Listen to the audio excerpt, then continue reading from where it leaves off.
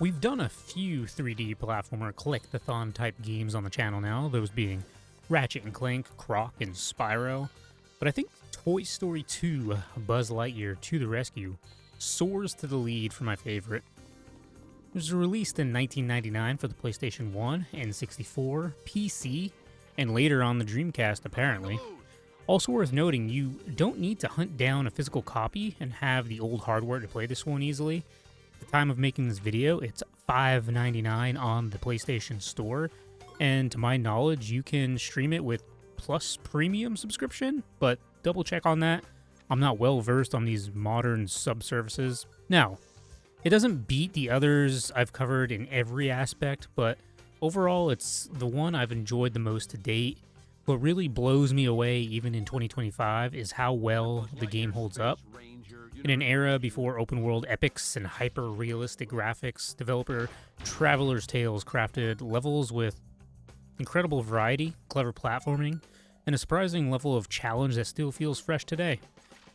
And that's where I believe the game shines. It doesn't feel repetitive, even though you are literally doing the same type of tasks each level, due to each being a unique setting with different puzzles to solve. I'm Buzz Lightyear, Space Ranger, Universe Protection Unit. The game is fairly short, broken down into 15 levels, including boss battles. First playthrough, I'd say it took me about 7.5 hours. I'm a couple tasks short of 100% at the time of recording this, but I'll go ahead and get those. Once you know the layout of each level, I'd imagine you can get through much quicker. You got your jumping, your ziplining, bouncing, climbing. It really is a clever little game in terms of its level design. I'm going to walk you through this classic, but before I do, don't forget to like the video if you do like it. It's the best way you can help out the channel. Alrighty, here we go. First things first, the game has that great Toy Story music and cutscenes from the movies that I can't be showing because it will get me blocked, just like the streams did. Sorry about that. However, apparently the N64, because of its low capacity cartridges, they didn't have the movie sequences, and they had them replaced with comic-type cutscenes. Right off the bat, also, I have to make mention of the level selection screen. It's not simply just the levels listed in order. They're done on an Etch-a-Sketch, and you can pan through the levels once you have access to them. You can only access the first level at the beginning, and it draws them as you go. I enjoy little things like this that add that extra charm to a game. And speaking of those levels, as stated earlier, there's 15 of them. And the game sprinkles in boss and counter levels with the main platforming levels, as I will call them. And the pace is 2 platforming levels and then a boss level. So we have a total of 10 platforming levels and 5 boss and counter levels. In each platforming level, you can collect up to 5 Pizza Planet tokens, which are used for the progression in this game. You'll need a specific amount of Pizza Planet tokens in order to access the subsequent level on the Etch-a-Sketch. For instance, the last level, level 15, needs 40 Pizza Planet tokens. The whole time I was playing this, since it was pizza related, it reminded me of Pizza Hut with their Book It program when I was a kid. You'd get like a sticker on a card for every book you read or something, and then I think you guys just got like a free pizza when you got a certain amount or something. It's been a while, but who remembers Book It? Oh man, I'm getting old. Another thing I need to mention is the camera is okay. It's alright.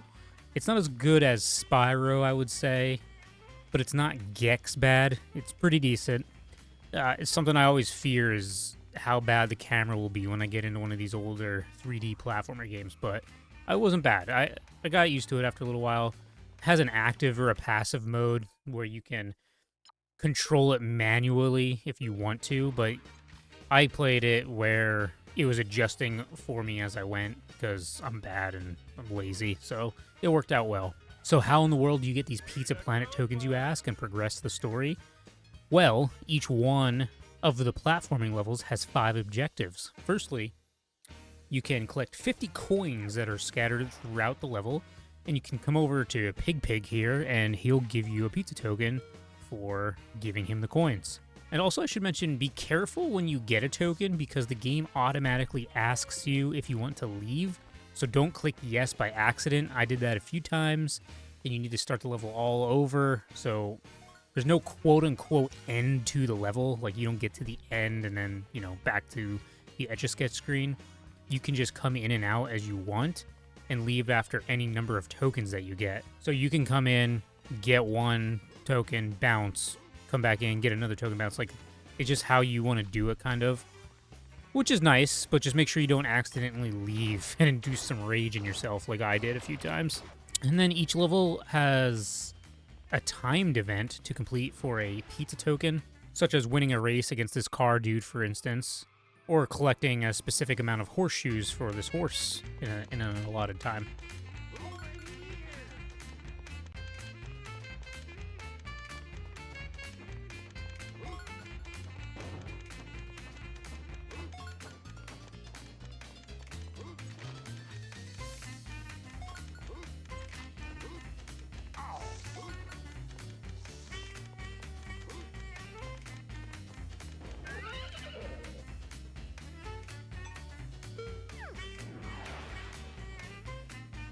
Thirdly, there's a secret token rewarded for solving a puzzle within the level, figuring out, what buttons to jump on, for instance, to get this train stuck. So you can move this box all the way over here and then jump up on top of here and destroy this cannon to get a token. So those are interesting to figure out.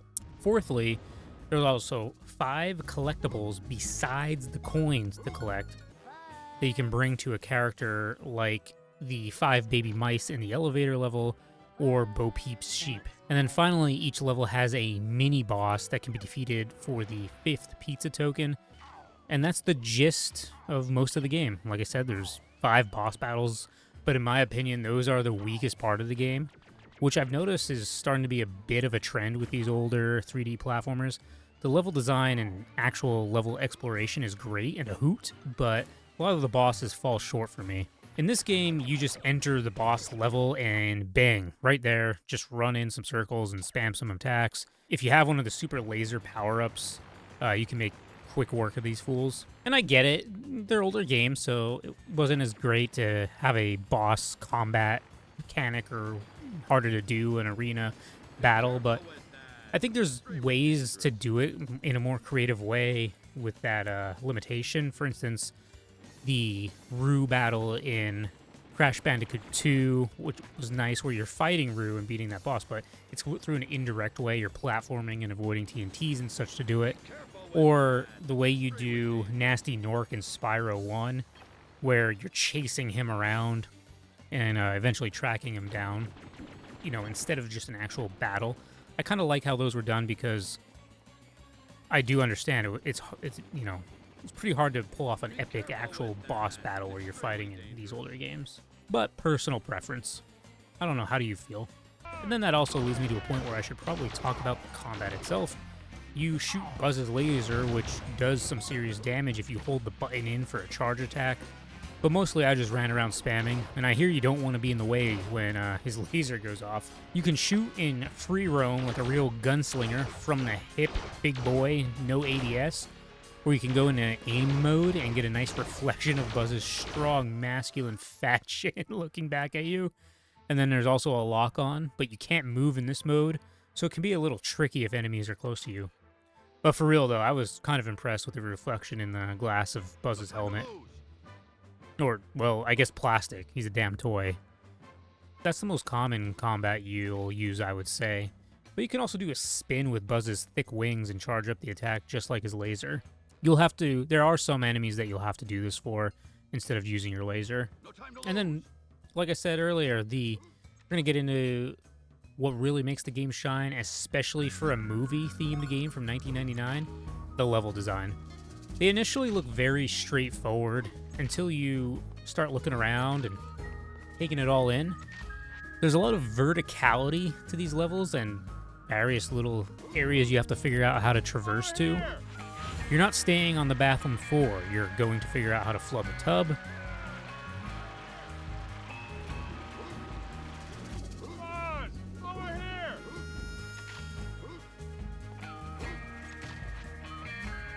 Then add more water here.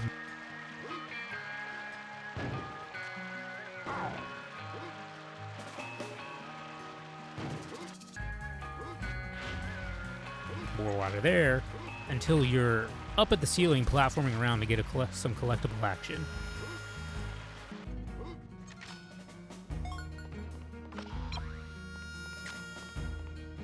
Or traversing this tree in the second level to find the mini-boss of the level. Buzz Lightyear to Star Command.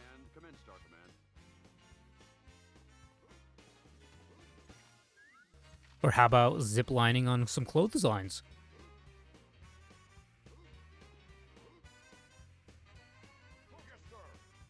How about riding on top of an elevator in the shaft? You don't want to be in the way when my laser goes off. Using an airplane to access new parts of a level? The levels have various little puzzles and pathways to figure out.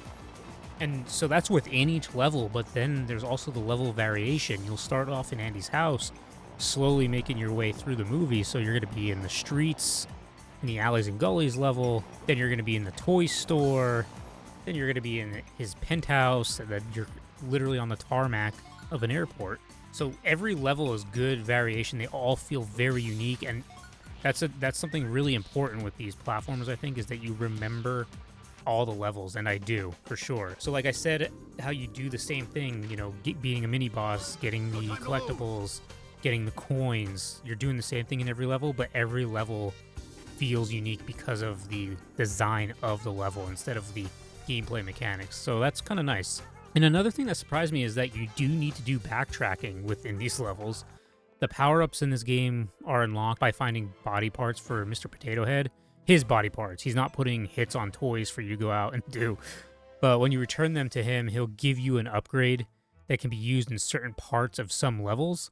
So if you're stuck in one level, it might mean you need to leave for now, come back when Mr. Spudhead gives you an upgrade. That's about all I have to say about this one, boys. I really thoroughly enjoyed this one. I would say I'd give it about an 8 out of 10. I think everything in it was great, except for those boss battles. Nothing I would hate on the game for, but they're just the weakest points. I hear Toy Story 3 is also a pretty solid game, so I'm gonna have to check that out. Till next time, guys, take care of yourself, and thanks for watching. Don't forget to subscribe if you like older games, and I'll see you in the next one. Peace.